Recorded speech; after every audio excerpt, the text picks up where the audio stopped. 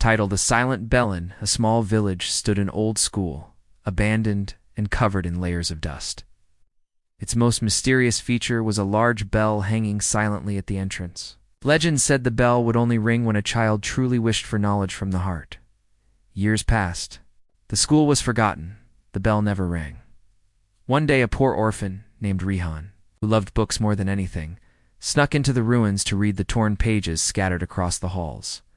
He noticed the dusty bell and, with a gentle hand, wiped it clean. Then he whispered a prayer. "O Allah, give me knowledge. Show me the path of truth." Suddenly the bell rang loud and clear. Its echoes spread across the village like a long-lost heartbeat.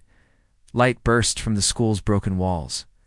Doors opened by themselves. The old books began glowing, their pages rewriting themselves with golden letters. ریحان became the first flame of learning, and the once dead school came to life. People began calling it the call of the silent bell, a place where only the pure-hearted could awaken forgotten knowledge. It was no longer just a legend, it had become a miracle.